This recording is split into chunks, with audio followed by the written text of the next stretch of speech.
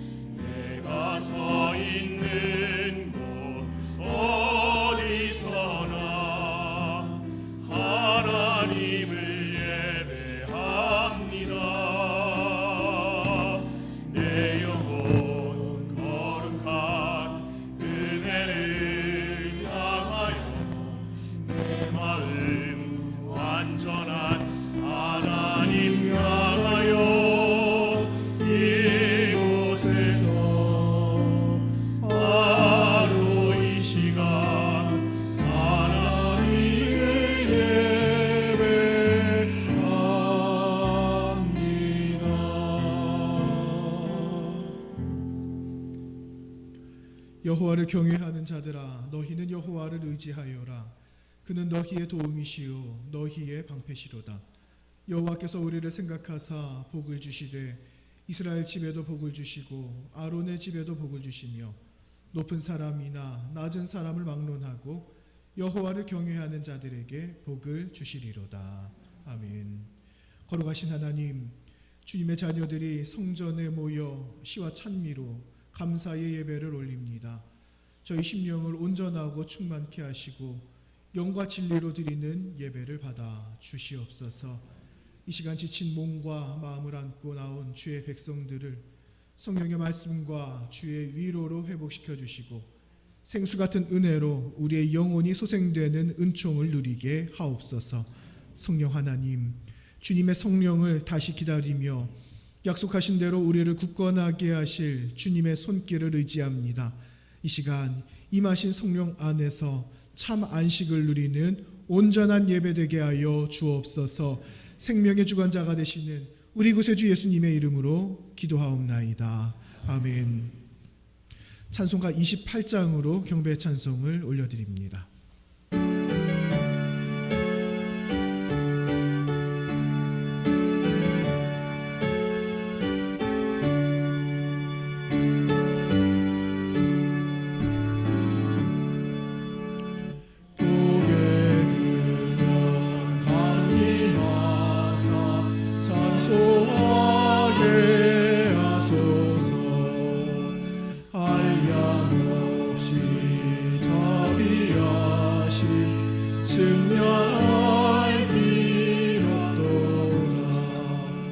천사들의 찬송가를 내게 가르치소서.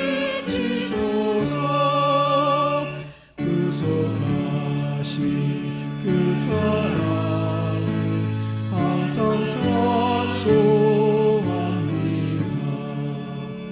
주의 크신 도움마다 이때까지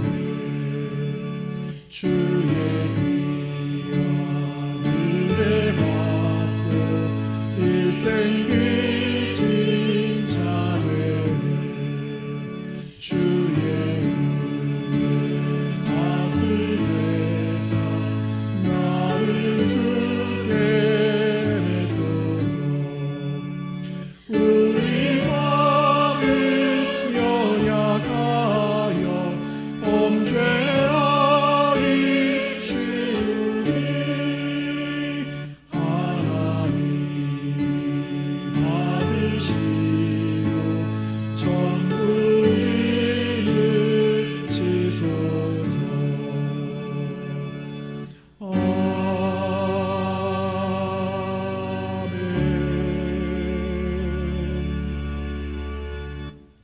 이 시간은 참회의 기도 시간입니다. 한 주간의 삶을 돌아보시면서 하나님과 나만이 아는 죄를 하나님께 고백합니다.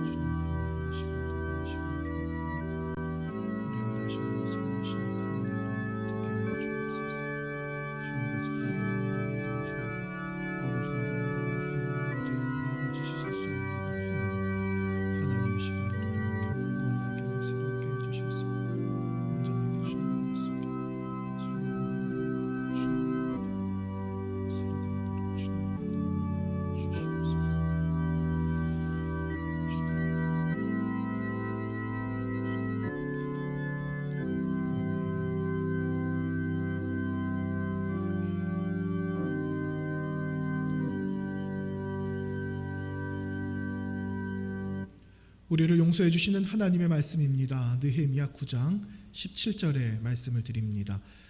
주께서는 용서하시는 하나님이시라. 은혜로우시며 긍휼히 여기시며 더디노하시며 인자가 풍부하심으로 그들을 버리지 아니하셨나이다. 아멘.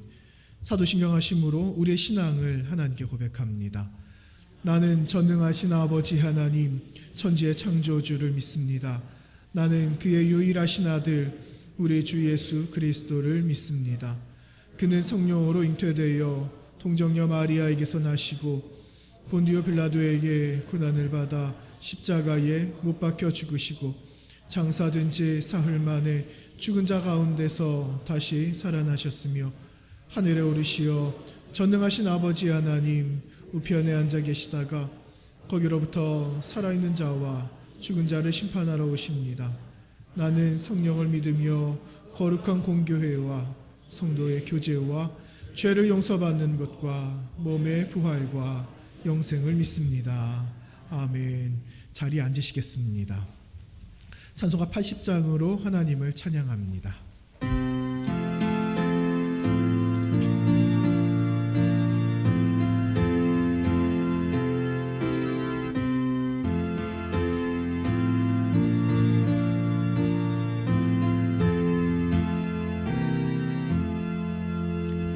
천지에 있는 이름 주 귀하고 높은 이름 주 하시기 전 지으신 구주의 이름 예수 주 앞에 내가 엎드려 그 이름 찬송하니 내 귀에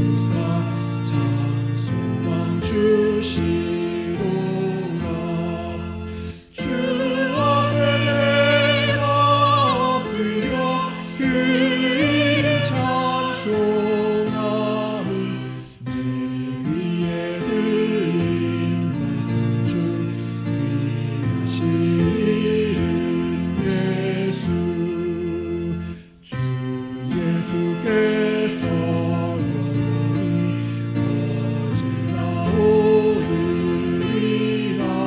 그 이름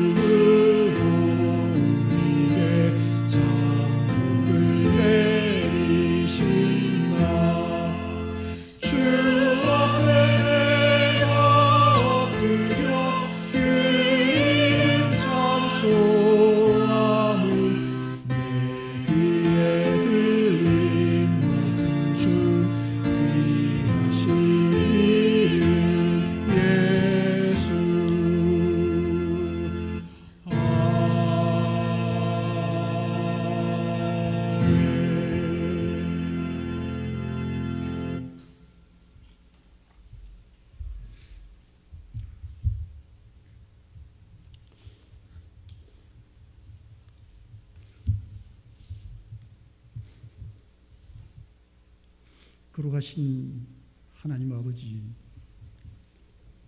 우리 주님의 사랑과 은혜에 감사와 찬양을 드립니다. 오늘 귀하고 복된 날 부족한 저희들을 택하시 우리를 부르시고 이 시간 성국의 모든 권속들이 다 함께 신령과 진심으로 주님께 예배드리오니 우리 주님께서 기뻐 받아주시옵소서. 하나님 아버지, 이 시간은 우리 성령 하나님께서 부족한 저희들에게 믿음의 눈을 크게 뜨게 하시고 우리 안에 있는 모든 부족한 것들을 성령의 불로서 정결케 하여 주시옵소서. 아버지 하나님, 복잡다단한 세상 주님의 백성들을 동행하시며 저희들 감사를 드립니다. 이 한 시간 온전한 예배자로서 우리에게 복 주시기를 원하시는 하나님 말씀을 갈망하며 주님 앞에 나아가기를 간절히 소원합니다.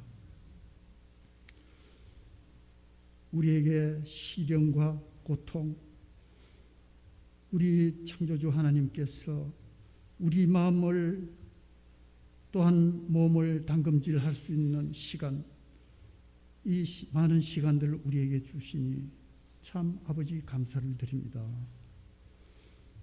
걸어가신 아버지 하나님, 저희들을 통하여서 이룰 수 있는 모든 것들을 이루게 하여 주시옵소서.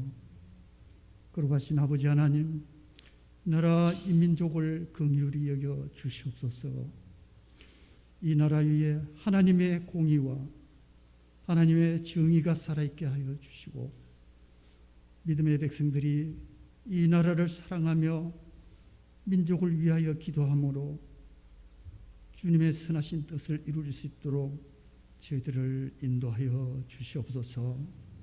먼저 이 땅 위에 성령 하나님께서 함께하여 주셔서 이 민족이 하나 되게 하시고 하나님의 말씀을 순종함으로 이 나라가 복음의 통일을 이룰 수 있는 은총을 베풀어 주시옵소서. 하나님 아버지, 북한에서는 아직도 하나님을 알지 못하는 저희들이옵니다. 하나님께서 살아계셔서 역사하시는 말씀을 통해서 저들에게 진정한 자유와 평화를 누릴 수 있는 그 은혜를 내려 주시옵소서. 하나님 아버지, 교회를 세우시고 지금까지 주님의 은혜 가운데 저희들 인도하심을 참 감사를 드립니다. 뒤돌아보건대 한 해의 끝자락에 서 있지만은 코로나19로 해서 예배의 어려움과 성도들의 교제가 많은 제한적인 시간들이었습니다. 하나님 아버지, 우리에게 피할 길을 주시고 우리에게 세우신 성북교회의 신앙 공동체가 믿음 잃지 않도록 우리에게 이 길을 잘 이겨나갈 수 있는 그런 귀한 축복 허락하여 주심을 참 감사를 드립니다. 하나님 아버지, 한 해 동안 교회 학교를 위해서 여러 모양으로 기도와 양육으로 수고하신 교육 목사님과 전도사님 그리고 교사님, 하나님 은혜 가운데 충만케 하여 주시옵소서. 또한 교회 각 선교 기관을 통해서 성북의 모든 건설들이 연합해서 2020년도에 세우신 하나님의 계획들을 다 이루며 유종의 미를 거둘 수 있는 저희들을 힘주시고 능력 주시어서 이 모든 일들을 감당하기 부족함이 없는 저희들로 인도하여 주시옵소서. 아버지 하나님, 이 시간 다니어 오신 신규식 목사님 영육간 강건케 하여 주시옵소서. 언제나 우리 주님께서 계획하심과 그가 하시는 사역을 선한 길로 인도하여 주시옵고 말씀으로 선포되어지는 그 말씀 속에 듣는 자마다 하늘의 위로와 축복이 넘치게 하여 주시옵소서. 믿음 생활의 길잡이가 되게 하시며 주님께서 허락하신 복된 삶으로 승리하는 생활이 될 수 있도록 인도하여 주시옵소서. 아버지 하나님, 온 세계가 코로나19로 인해서 많은 것들을 깨닫게 합니다. 이 고통받는 모든 이들을 주께서 회복시켜 주시옵고 하늘의 위로와 평강이 늘 함께 하시기를 간절히 바라고 원하옵나이다. 아버지 하나님, 오늘 이 거룩한 날 언제나 우리를 사랑하시는 주님의 성호를 찬양합니다. 주님, 이 시간 홀로 영광 받아 주시옵소서. 이 모든 그 감사를 드리면서 우리를 구원하신 예수님 이름으로 기도하옵나이다. 아멘.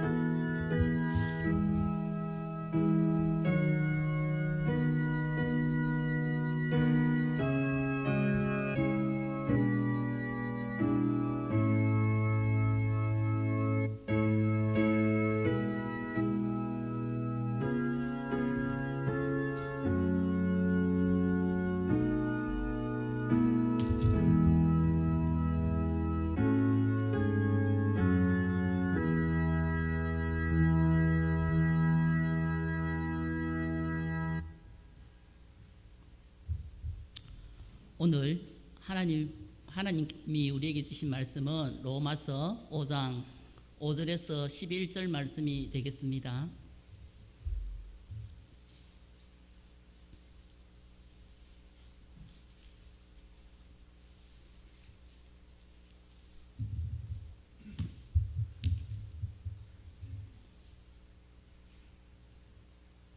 소망이 우리를 부끄럽게 하지 아니함은 우리에게 주신 성령으로 말미암아 하나님의 사랑이 우리 마음에 부은 바 됨이니 우리가 아직 연약할 때에 기약대로 그리스도께서 경건하지 않은 자를 위하여 죽으셨도다.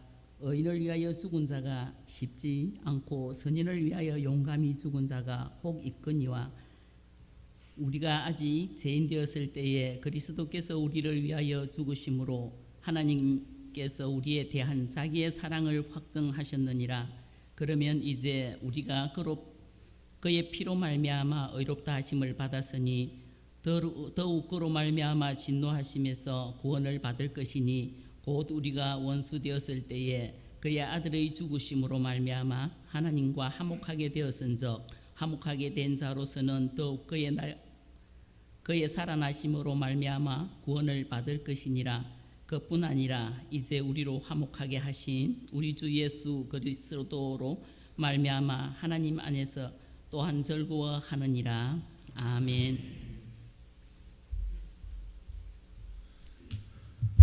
새로운 달이 시작되었습니다. 오늘 또 공교롭게도 11월 첫날이 또 1일, 또 오늘 첫 주일이네요. 우리가 이 시간에 또 새로운 달을 주셨는데 하나님께서 주신 새로운 시간, 새로운 달, 우리 옆에 계신 분들과 한번 오늘은 인사를 한번 나누는 걸로 시작을 한번 하면 어떨까 싶습니다. 하나님과 화목한 한 달 되시기를 바랍니다. 옆에 계신 분들 한번 인사합니다. 하나님과 화목한 한 달 되시기를 바랍니다. 여러분 잘 나오셨습니다. 네. 시간이 참 빠르지만 이제 남겨져 있는 두 달의 시간, 여러분 이번 한 달도 잘 계획하시고 또 하나님께 가까이 나아가시는 한 달이 되시기를 바라고요.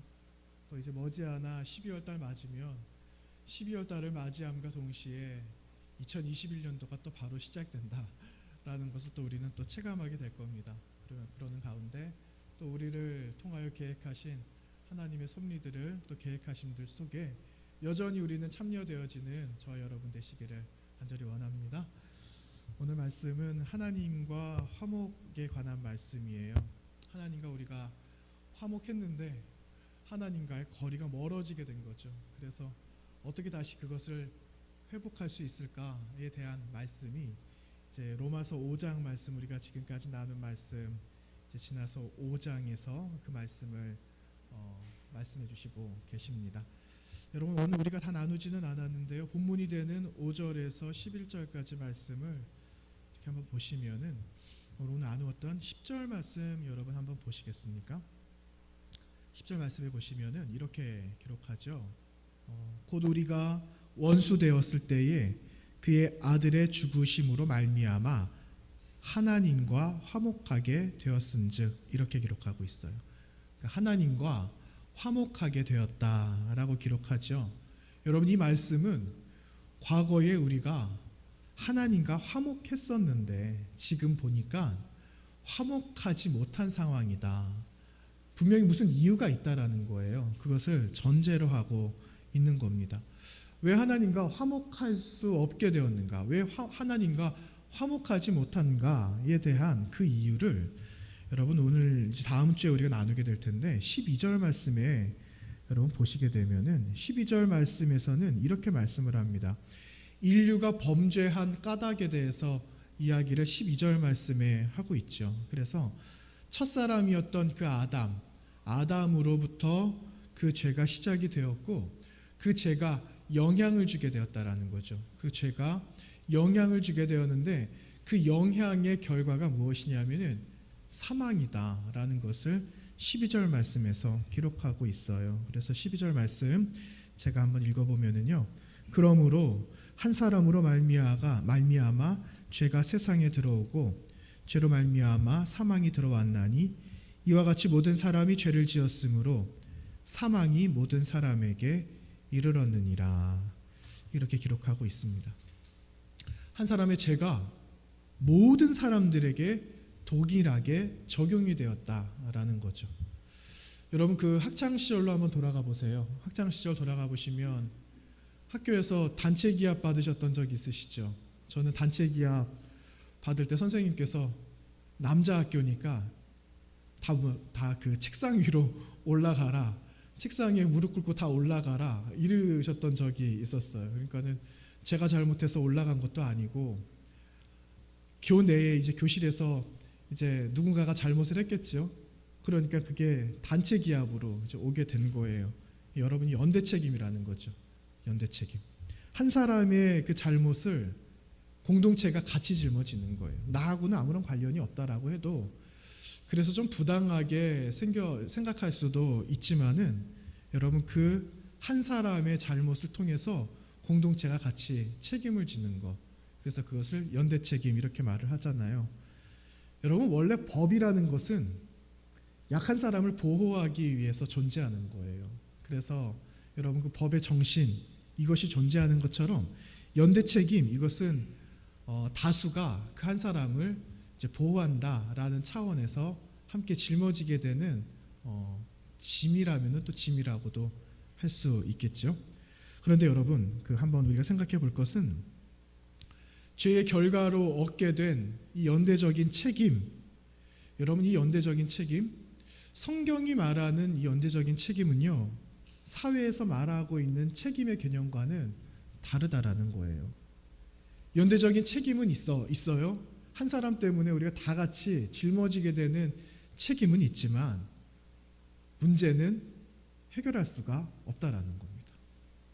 여러분 죄는 본질상 사람이 해결할 수가 없죠. 그래서 연대적인 이 책임만 존재할 뿐이지 그 사망의 문제를 해결할 방법이 없다라는 점에서 볼 때 참 우리 인간은 무능하다라는 것을 또 한번 생각해 보지 않을 수가 없습니다. 여러분 이런 문제가 있는데 이러한 문제들이 존재하고 있는데 그럼 우리는 어떻게 하나님과 화목할 수 있겠느냐라는 겁니다. 그러기 위해서는 여러분 우리가 누구인가, 나는 누구인가를 먼저 생각해 보고 내가 누구인지 거기서부터 출발해야 된다라는 것을 성경은 우리에게 말씀해 주고 계시는데요. 여러분 오늘 본문이 되었던 8절 말씀을 보시면 이렇게 기록합니다. 8절입니다. 우리가 아직 죄인 되었을 때에 그리스도께서 우리를 위하여 죽으심으로 하나님께서 우리에 대한 자기의 사랑을 확증하셨다. 이렇게 기록하고 있죠. 여러분 우리가 처음에 누구였다고요? 죄인이다 라고 8절 서두에 기록하고 있어요. 그러니까 우리가 누구냐? 죄인이며 내가 죄인이라는 것을 인정하고 시작해야 된다라는 것을 오늘 로마서 말씀은 기록해주고 있습니다. 여러분 죄인의 의미가 뭘까요? 우리는 죄인이 어떤 사람인지 알아요. 여러분 사전상의 의미를 보니까 죄를 지은 사람이라고 말을 합니다. 그리고 부모님이 돌아가셨어요. 그래서 상중에 있게 되잖아요. 그런데 나 스스로를 지칭할 때 죄인 이렇게 말하기도 합니다. 그런데 여러분 이 사전상의 의미의 세 번째 의미가 좀 의외였습니다. 하나님의 뜻을 거역하고 명령을 받아들이지 아니한 인간, 곧 원죄로 인한 모든 인류를 이른다. 이러한 성경적인 의미를 여러분 사전상의 세 번째 의미로 둔 것을 보게 되고 제가 깜짝 놀랐습니다. 사전에서. 여러분 그렇죠. 사전에서도 이렇게 이야기를 하지만은 중요한 건 오늘 로마서 말씀에서 5장 8절 말씀에서 저와 여러분은 죄인이다라는 것을 규정하고 있다라는 겁니다. 그런데 여러분 이 성경에서 말하고 있는 이 죄인이라는 그 의미는 사실은 생각보다 많이 심각하다라는 것을 우리는 기억해야 돼요. 왜냐? 죄를 지었는데 그냥 죄인이 아니다라는 거예요. 우리는 지금까지 죄인 이 말을 많이 들었어요. 그리고 내가 죄인이라는 걸 알아요. 그러다 보니까 그냥 죄인 하면은 마음으로 피부로 그렇게 와닿지가 않는다라는 거죠. 그런데 여러분 그 밑에 10절의 말씀을 보시면 우리가 원수 되었다라는 구절이 기록되어져 있는 것이 확인이 됩니다. 그렇죠? 여러분 이 죄인이다라는 것이 심각한 이유는 우리가 하나님과 원수가 되었다라는 거예요. 여러분 이 원수의 관계 이거 어떻게 해결을 할 수 있겠습니까? 쉽게 말하면 원수의 관계는 해결할 수 없다라는 거예요. 어느 한쪽이 죽으면 되지 죽으면 당장은 끝나겠죠. 그런데 여러분 우리가 영화나 드라마나 이렇게 보면 그 원수를 누가 갚습니까? 자식들이 갚잖아요. 내가 내 아버지의 원수를 갚으려고 수십 년 동안 내가 이 날을 기다려왔다. 그렇게 말하는 대사들이 있잖아요. 그런 것처럼 여러분 원수는요 죽음조차 대물림이 된다라는 점에서 이것이 해결될 수 없는 관계다라는 것을 우리는 알 수가 있어요. 그런데 여러분 우리가 하나님과 원수가 되었어요. 하나님과 원수가 되었는데 이 관계를 어떻게 해결할 수 있겠느냐는 거죠. 사람과 사람 사이에도 이렇게 원수된 관계를 해결할 수 없이 너무나 어려운데 우리 인간인 하나님과 원수의 관계를 맺었다? 원수의 관계가 되어졌다? 어느 한쪽이 그냥 죽는 것으로 끝나느냐? 그렇게도 할 수 없다라는 거예요. 그래서 여러분 이 문제를 해결할 수 없기 때문에 하나님과 우리 사이에 중보자이신 예수 그리스도께서 화목의 제물이 되어주셨다라는 것을 오늘 본문은 말씀하고 있는 겁니다. 여러분 오늘 말씀의 제목처럼 우리가 하나님과 화목되기 위한 유일한 방법은 예수 그리스도께서 화목 제물이 되어주셨기 때문에 우리가 그분을 통해 하나님과 화목할 수 있게 되었다라는 걸 성경은 우리에게 말씀해주고 있는 겁니다. 그래서 여러분 11절 말씀을 보시겠습니까? 11절 말씀 다 같이 우리 읽도록 하겠습니다. 시작. 그뿐 아니라 이제 우리로 화목하게 하신 우리 주 예수 그리스도로 말미암아 하나님 안에서 또한 즐거워하느니라. 아멘. 우리로 화목하게 하신 우리 주 예수 그리스도로 말미암아 화목하게 또 즐거워한다. 이 말은요 여러분 같은 말이에요. 그러니까 즐거워한다 하면은 손으로 잡을 수는 없어요. 그런데 즐거워한다라는 그 단어 안에는요 하나님의 마음의 의도가 담겨져 있어요. 하나님은 계속해서 우리와 연합하기를 원하신다라는 거예요. 그러면서 우리의 삶이 날마다 하나님과 동행하는 삶, 하나님을 만남으로 인해서 지금 나의 모습이 잠시 뒤에 있을 나의 모습과는 좀 더 새로운 삶을 살아가기를 원하시는 그런 하나님의 마음이 담겨져 있는 구절이 바로 화목을 통한 우리의 즐거운 삶, 이 삶을 하나님의 백성인 저와 여러분은 계속해서 살아가기를 하나님 원하신다라는 그 의미가 여러분 이 말씀 가운데 들어가 있어요. 그런데 여러분 사람들이 잘못 생각하고 있는 거 한 가지가 있습니다. 그것이 무엇이냐면은 내가 구원을 받으면 구원받은 것으로 끝났다라고 생각을 한다라는 거예요. 여러분 그렇습니까? 내가 예수 그리스도를 만나서 내가 구원을 받았습니다.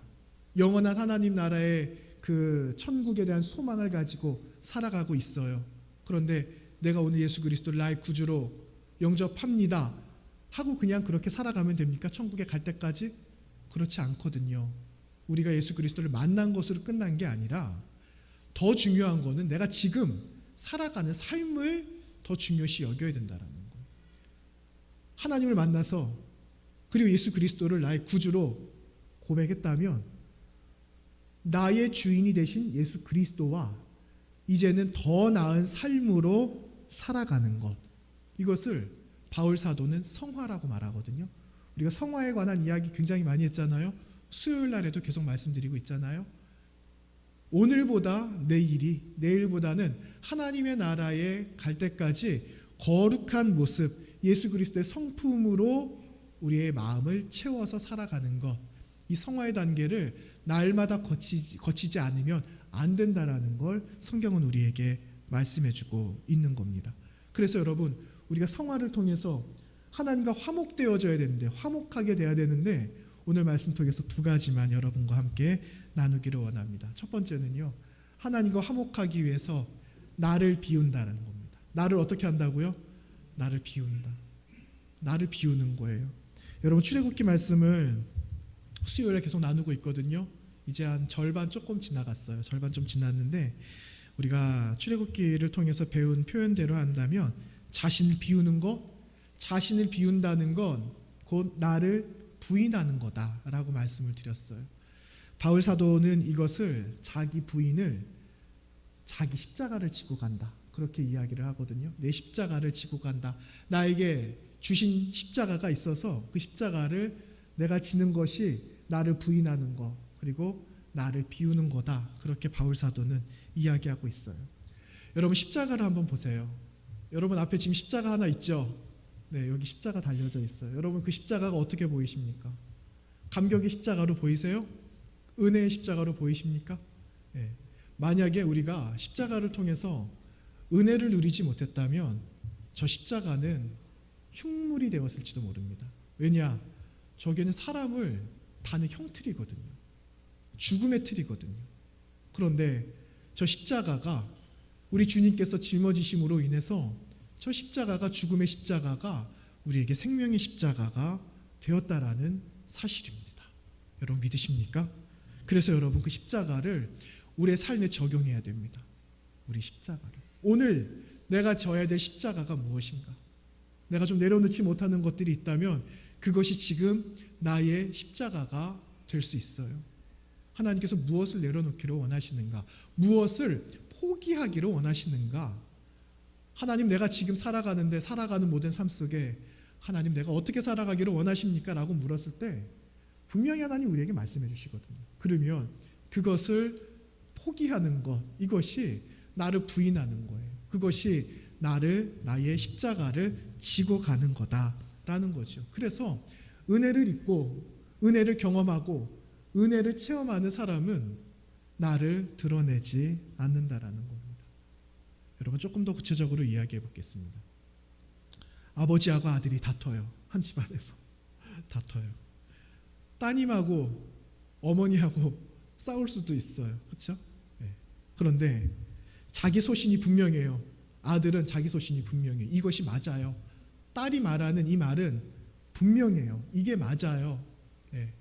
그런데 가정에 질서가 있어요. 내가 할 수 있지만 가정의 질서가 있고 이게 위계가 있기 때문에 아버지로서 존중을 해드려야 되고 어머니로서 존중해드려야 되기 때문에 맞지만 자녀는 그것을 포기하는 거예요. 그렇죠? 이것을 자기 부인이다라고 이야기를 하는 겁니다. 쉽지요? 생각보다 쉽죠? 여러분, 우리 역시 하나님을 믿어요. 그런데 하나님을 믿지만 자기 부인이 없으면 하나님 앞에서 궤변론자가 될 수밖에 없다라는 거예요.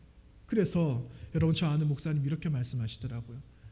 하나님과 토론을 하면서 살아갈 것이 아니라 하나님과 대화를 해야 된다. 하나님과 대화를 하면서 살아가야 된다라는 그런 말씀을 하신 적이 있어요. 여러분, 가족들이 함께 살아가죠. 함께 살아가는데 가족들 간에 나누는 이야기를 통해서 서로 비슷해져 가요. 살아가는 삶이 비슷해요. 또 어떤 분들은 얼굴이 좀 닮아가는 것 같아. 부부는 전혀 남남이거든요. 가깝지만 굉장히 먼 사이 아닙니까? 그런데 여러분 부부 얼굴들이 닮아간다 하신 적도 있고 들으신 적도 아마 있으실 거예요. 왜 그럴까요?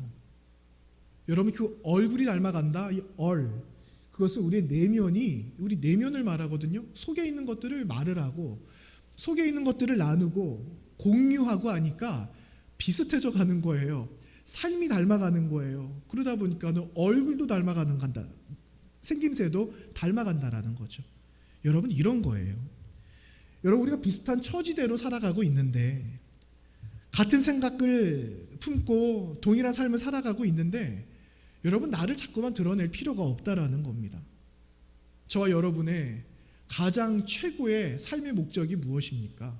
그것은 주님을 닮아가는 거예요. 우리 주님을 닮아가는 거기 때문에 주님 앞에서 자꾸만 나를 내려놓는 거죠. 하나님께서 원하지 않으시는 마음들을 내려놓고 계속해서 주님을 닮아가기를 노력하고 힘쓴다면 어느새 내가 드러나지 않는 그 모습을 우리는 보게 된다라는 겁니다. 여러분 이스라엘 사람들이 출애굽을 했잖아요. 출애굽을 해서 이제 하나님께서 명령하신 가나안으로 가게 되었습니다. 그런데 바로 가지 않았잖아요. 이스라엘 백성들이 광야라는 곳을 거쳐요. 그것도 여러 개의 광야를 거쳐요.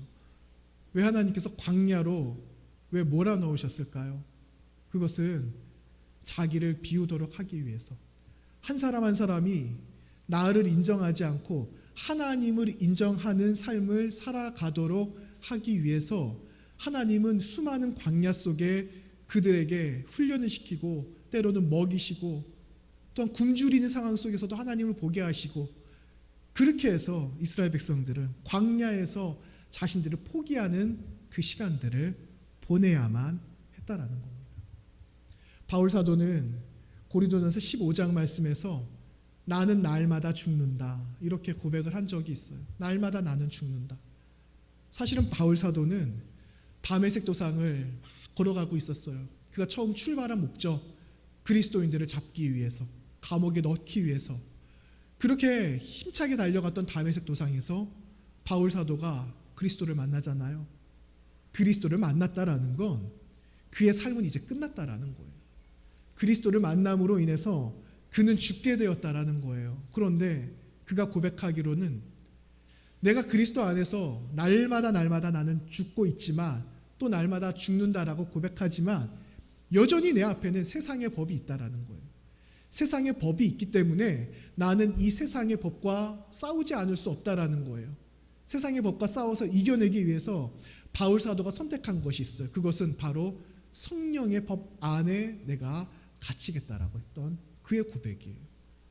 그가 성령의 그 삶, 성령의 법 안에 그가 갇히겠다. 그래서 내가 말씀으로 나를 무장하고 말씀으로 내가 죽어버리겠다라고 했을 때 여러분 사도 바울 앞에 남겨져 있는 것은 하나님의 말씀, 그리스도의 역사, 그리스도께서 나를 위해서 오시고 죽으신 그리고 다시 부활하신 그 메시지만이 남게 되었다라는 거예요. 그래서 그 말씀, 예수 그리스도의 온전케 하시는 생명의 그 말씀이 세상의 강력을 파하는 그리스도의 능력을 가진 한 사람, 예수 그리스도를 증거하는 사람으로 바울 사도를 세워주셨다라는 사실입니다.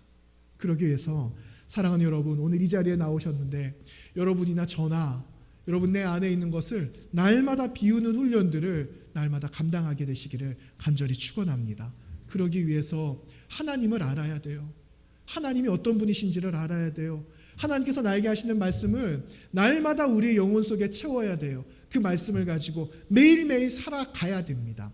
세상의 법이 있고 성령의 법, 하나님의 말씀의 법이 있지만 나는 어느 법을 따라서 살아갈 것인지를 내가 결정하지 않으면 나를 비울 수가 없는 거예요. 그래서 여러분 이 시간에 결단하시기를 나는 하나님의 말씀, 성령의 법에 의해서 나를 비우고 내 십자가를 짐으로 다시 내가 하나님과 화목하겠다 하는 그러한 결심이 저 여러분 가운데 있게 되기를 간절히 원합니다. 우리 주님과 화목하기 위한 두 번째 방법은요, 작은 일에 충성하는 겁니다. 어떤 일에 충성하라고요? 큰 일이요? 작은 일에 충성하는 거예요. 작은 일. 여러분 달란트 비유가 있잖아요. 마태복음 25장에 나오는 달란트 비유. 여러분 영거포 3주를 달란트와 데나리온에 관한 이야기를 드렸는데 여러분 기억하시죠? 근데 공교롭게도 오늘도 달란트 비유가 또 등장하네요. 25장에 달란트 비유가 등장하는데 이 내용은 주인이 종을 불러요. 근데 주인이 종을 부르는데 3명의 종을 불러서 3명의 종에게 각각 소유를 맡기죠.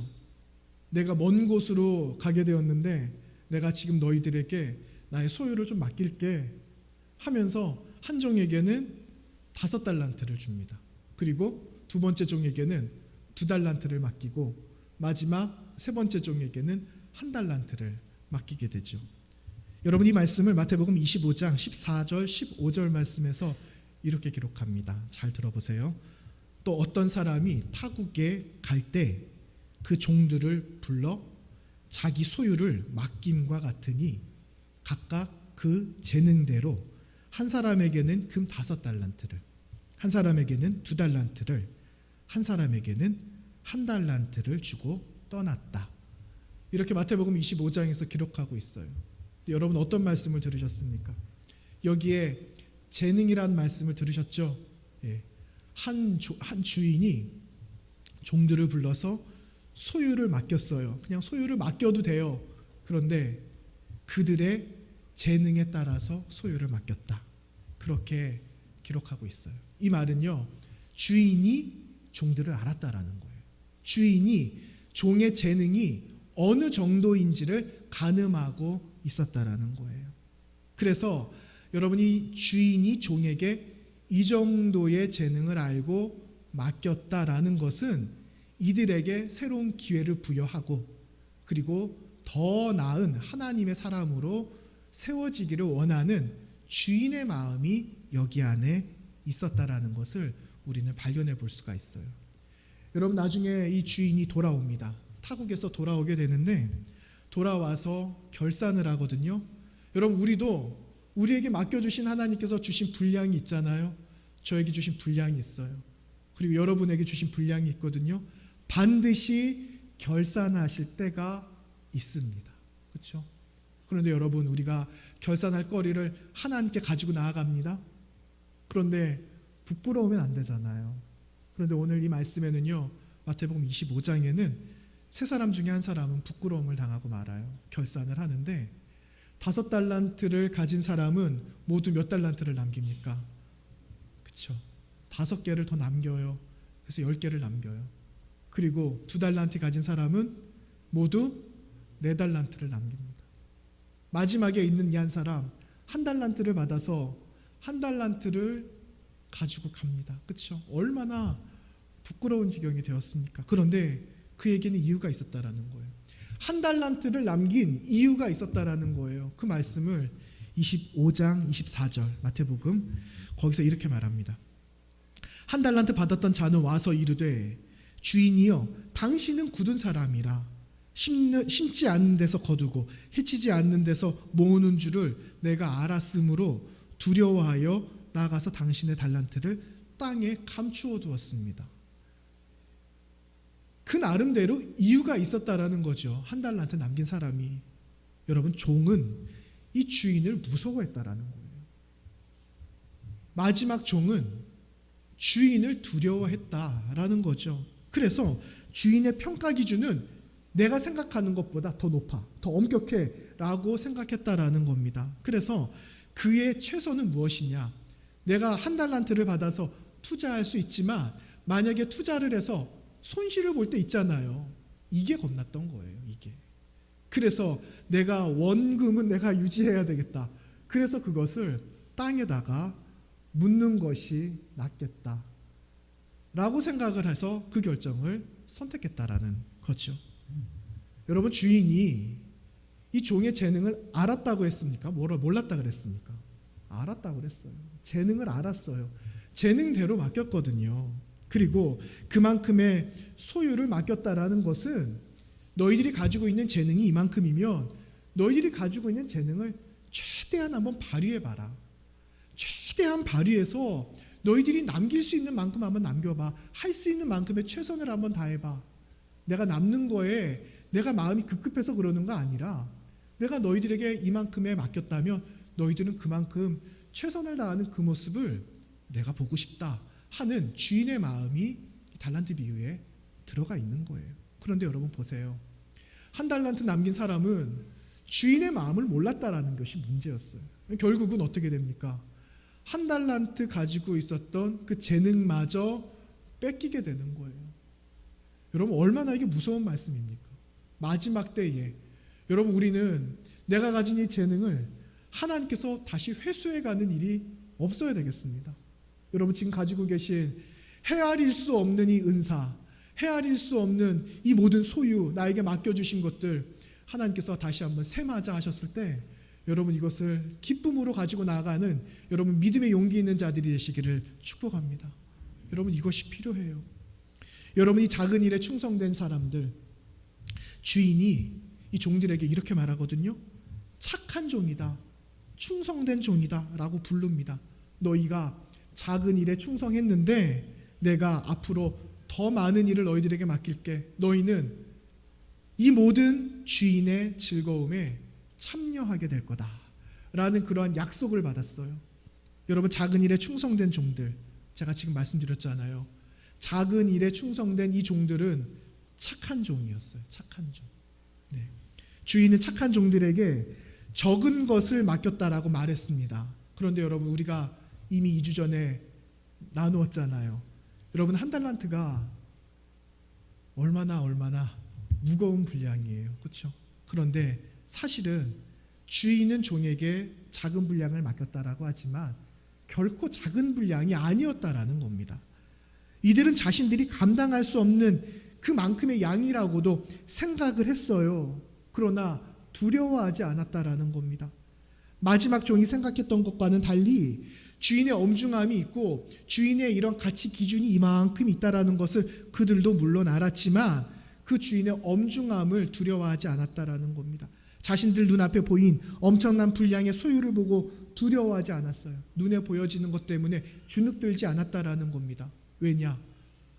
이 종들은 주인을 믿었기 때문에, 이 주인을 잘 알았기 때문에 이들도 보여지는 것을 두려워하지 않고 맡겨진 바를 최선을 다해서 감당했다라는 사실입니다. 여러분, 주인이 자신들을 누구보다 잘 알고 있다라는 주인에 대한 신뢰감이 이들에게 있었던 것처럼 우리에게 맡겨주신 대로 우리도 주님을 신뢰하며 나아갈 때에 여러분 우리는 바로 주인이 말하는 그 즐거움에 영원히 참여되어지는 큰 은혜를 누리게 되는 줄로 믿습니다. 그런데 여러분 여기에는요 놀라운 비밀이 하나 있어요. 세상에는 위대한 일들이 많이 있잖아요. 위대한 일들. 어떤 위대한 일들이 있을까요? 크고 작은 많은 나라들의 전쟁이 일어나고 한 도시가 파괴가 되어지기도 하고, 여러분 이번 주간에 들어보니까 터키에 지진이 났어요.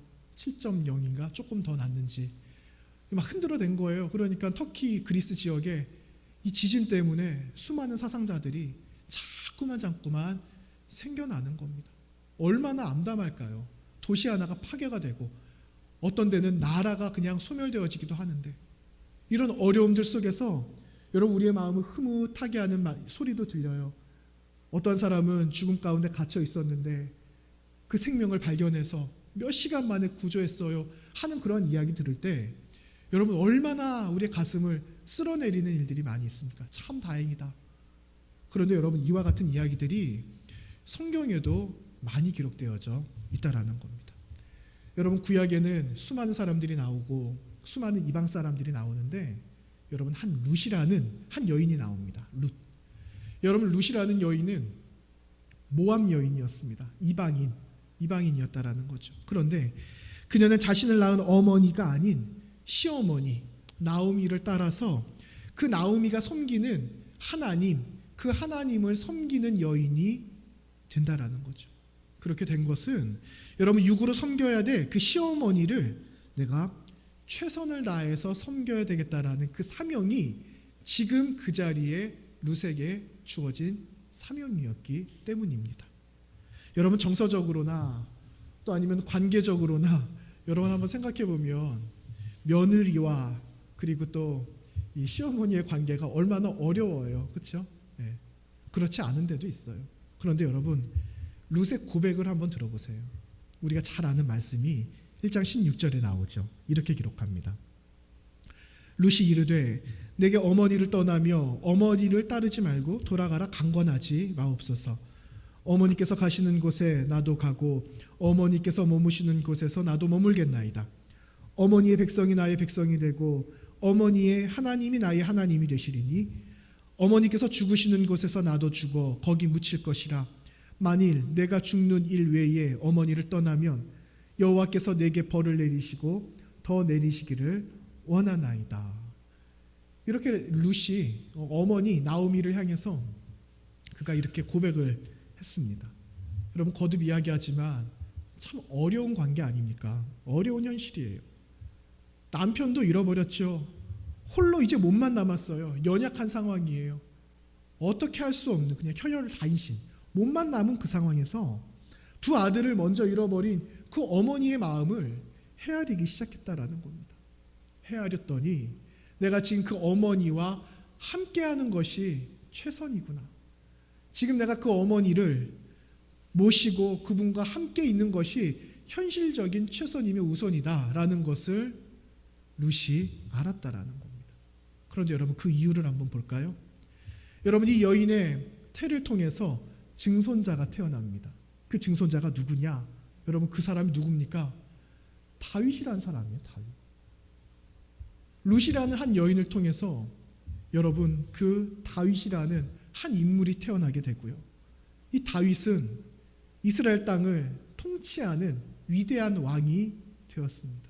그런데 여러분, 거기서 그냥 끝납니까? 그렇지 않잖아요. 마태복음의 말씀을 보시면 다윗의 그 계보를 통해서 누가 나옵니까? 맞아요. 예수 그리스도가 나와요. 예수 그리스도가. 그렇죠? 여러분, 그 예수 그리스도께서 바로 이 여인, 생각지도 못했던 이방 여인, 이 여인을 통해서 우리를 구원하신 메시아가 태어나셨다라는 것을 성경은 우리에게 보여주고 계시는 가장 큰 비밀의 소식이다라는 겁니다.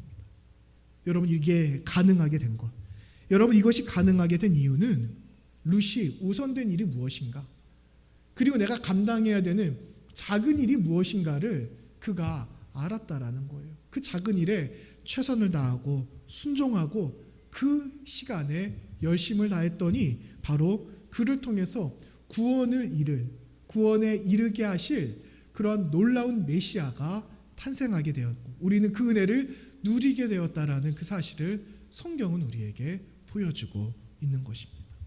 여러분, 우리를 구원해 주신 예수 그리스도의 십자가, 여러분, 그 십자가도 한번 묵상해 볼까요? 감당할 수 없는 고통, 그렇죠? 우리 주님도 인간의 몸을 입고 오셨거든요. 그러니까 그 십자가가 얼마나 두려우셨겠습니까? 같이 있었던 사람들이 있었어요. 제자들도 같이 있었죠. 그런데 제자들이 다 떠나고 말았습니다. 제자들 가운데는 예수님을 배신한 사람들도 있었어요. 주님을 모른다고 부인한 사람도 있었습니다. 그런데 사람의 몸을 입고 계신 우리 주님, 얼마나 외로우셨을까요? 얼마나 두려우셨을까요? 그렇지만 피해가지 않으셨어요. 왜냐? 그것이 우리 주님 생각하시기엔 아버지의 뜻이라는 걸 아셨기 때문에, 그것이 주님으로서 감당하실 작은 일이라는 것을 아셨기 때문에 주님 역시 아버지 하나님의 뜻에 순종하셨다라는 사실입니다. 여러분, 이것이 구원의 역사를 이루셨어요. 주님이 감당하실 자기 부인 그 십자가를 아셨기 때문에 여러분, 그 십자가가 온 인류, 그 인류 가운데 우리 그리고 세상, 하나님과 나와 이 세상이 함께 동시에 하나님의 화목, 하나님과 화목하기 위한 그 길로 가까이 나아가게 되었다라는 것을 우리 주님을 통해서 우리는 그 은혜를 누리게 되었다라는 사실입니다. 사랑하는 여러분, 이번 한 주간 어떻게 사시겠습니까? 여러분, 우리는 주님과 화목할 수 없는 관계였는데 우리는 주님과 화목하게 되었어요. 그리고 화목함을 유지하기 위해서 오늘 말씀은 나를 부인하고 나를 포기하고 내가 감당해야 되는 그 작은 일을 잘 감당할 때 나를 통해 세상과도 연합하게 될 뿐만 아니라 세상이 하나님과도 연합하게 되는 놀라운 화목의 즐거움이 있게 된다라는 성경적인 법칙을 우리에게 말씀해 주셨어요.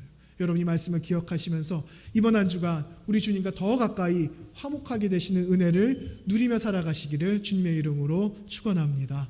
기도하겠습니다. 거룩하신 하나님 고맙습니다. 하나님과 화목할 수 없었던 저희들을 불쌍히 여겨주시고 이 시간 주님과 화목하기 위한 우리 마음의 다짐 결심을 다시 주님께 올려드리도록 인도하시니 고맙습니다. 하나님 이 시간 우리의 마음의 결단을 주님 받아주시고 이번 한 주간뿐 아니라 주님 오시는 날까지 주님과 그 화목함의 끈들을 잘 이어나갈 수 있도록 주님 우리와 함께하여 주옵소서. 예수님 거룩하신 이름으로 기도하옵나이다. 아멘. 주신 말씀을 생각하시면서 찬송가 434장 찬송하겠습니다. 434장입니다.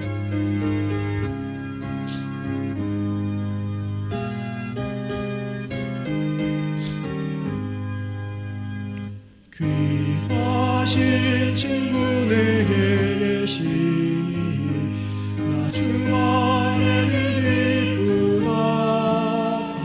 그 피가 내 죄를 쓰셨으니 나 주 안에는 기쁘다. 나 주 안에는 기쁘다. 나 주 안에는 주 나와 늘 동행하시니 나 주 안에는 기쁘다. 주의 집 대신 지시였으니 나 주 안에는 기쁘다. 그 생명 어려 나를 주 안에는 기쁘다. 나 주 안에는 기쁘다. 나 주 안에는 기쁘다. 주 나와 늘 동행하시니 나 주 안에는 기쁘다. 매일 내게 도하니 나 주 안에는 기쁘다. 그 악한 죄악에서 지키니 나 주 안에는 기쁘다. 나 주 안에는 기쁘다. 나 주 안에는 주 나와 늘 동행하시니 나 주 안에는 기쁘다.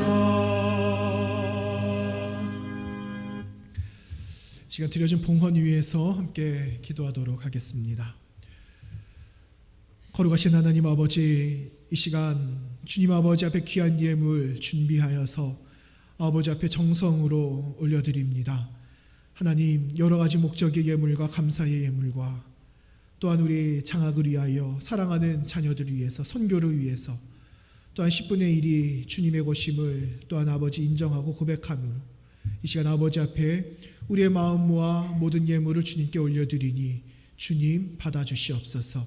하나님 귀한 예물을 드리는 손길, 혹여나 준비하지 못한 손길까지 하나님 동일한 은혜와 위로 하나님께서 다시 한번 우리에게 주시는 기회 속에 하나님과 기쁨으로 살아가는 거룩한 성도들의 삶이 되어지도록 은총을 내려주시옵소서.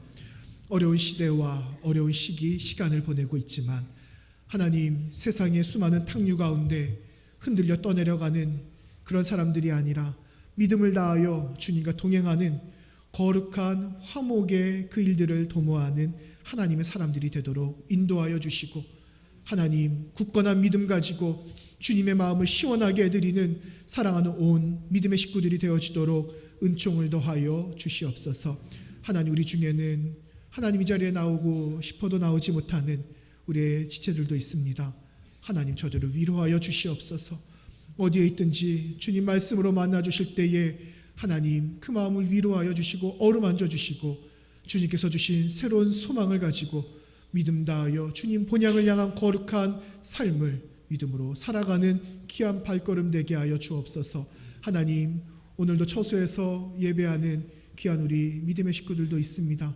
가정에서 예배드린 사랑하는 우리 모든 식구들도 머지않은 시간 함께 이 자리에 나와 주님을 예배하게 하여 주시고 주님의 얼굴, 주님의 그 존귀함을 사모하며 함께 예배하며 나아가는 모든 믿음의 식구들이 되도록 주님 도우시고 이 자리에 나온 우리 모든 성복의 거룩한 식구들에게도 동일한 은혜로서 주님 지켜주시옵소서. 이번 한 주간 주님 살아갑니다. 가는 길 인도하여 주시고 예비하신 하나님의 놀라우신 은총이 우리의 삶을 통하여 이루어지고 나타나게 하여 주옵소서. 예수님 거룩하신 이름으로 감사하며 봉헌 기도드리옵나이다. 아멘. 우리 교회 소식을 몇 가지 알려드립니다. 월삭기도회가 내일 있습니다. 내일 월요일 새벽 5시에 있게 되는데요. 우리 마리아 회에서 주관하기로 했다가 이번에 좀 모이기가 어려워져서 루디아에서 준비해 주시도록 하겠습니다. 여전도회 정기총회가 다음 주일 날 있습니다. 여전도회 정기총회가 다음 주 2부 예배, 이 시간 예배 마친 후에 경건회로 잠시 모이고 그리고 나서 각 기관별로 내년도를 위해서 준비하는 시간을 가지도록 하겠습니다. 그 다음 주에는 남선교회에서 총회 일정이 잡혀져 있는데 잘 준비해 주시기를 바랍니다. 비대면 온라인 신방 우리 교회 생활에 보시면 기록되어져 있는데 이제 저희가 코로나 이 팬데믹 이 시기를 같이 보내고 있어서 대면으로 만나는데 좀 어려움이 있잖아요. 그래서 비대면 신방이라기보다는 목장 형편도 좀 살펴보기 위해서 아마 카메라로 아마 여러분들하고 만나는 접점을 좀 마련을 해보려고 합니다. 그래서 장비도 저희들 컴퓨터에 카메라도 하나씩 달기도 했고 그렇게 해서 여러분들 만나려고 준비하고 있거든요. 그래서 이번 한 달 동안 좀 연세가 있으셔서 야 이거 뭔지 잘 모르겠다 하시는 분들은 좀 만나기가 좀 어려울지라도 저희들이 그 통로들을 좀 잘 준비해서 일러드리도록 하겠습니다. 그렇게 해서 목장 형편 또 만나지 못한 우리 목장 식구들 얼굴도 우리 핸드폰이나 혹은 컴퓨터에서 한번 만나는 시간들도 한번 가져봤으면 좋겠습니다. 참고해 주시고요.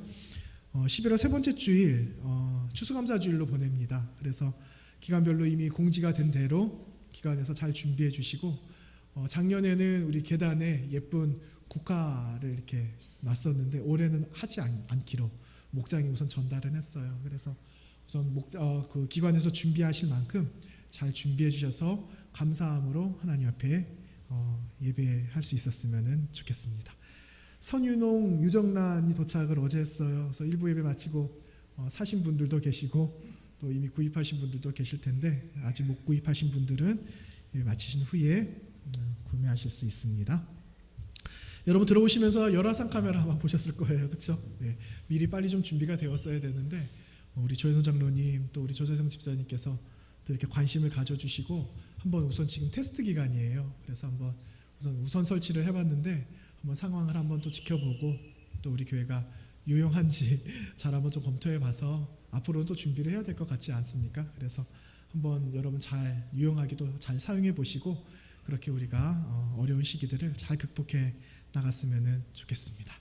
이번 한 주간도 평안하시고요. 모두 함께 자리에서 일어나셔서 신사도행전 마지막 찬송 파송 찬송 하신 후에 이윤수 원로 목사님께서 축도해 주시도록 하겠습니다.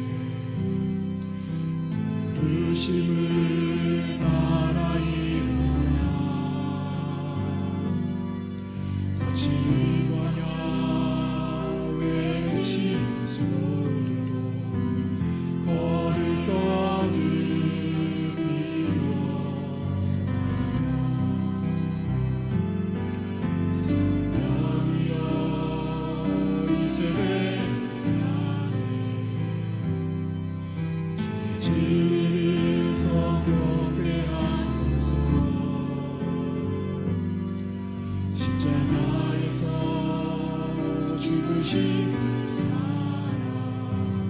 우리 사랑 되게 하소서.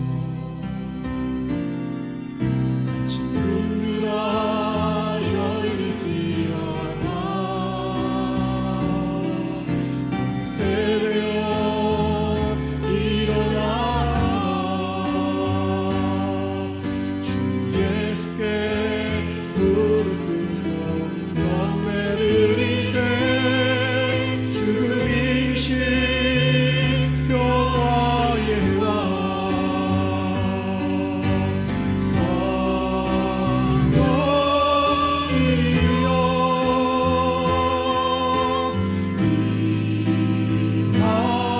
임하소서. 초대교회 역사 같은 권위으로 모든 교회 일으켜 주소서.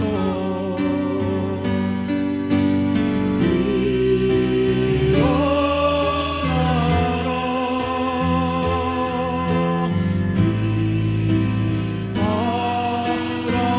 일어나라. 승리의 길로 밀고 전진하라. 주님 오시길 예비하라.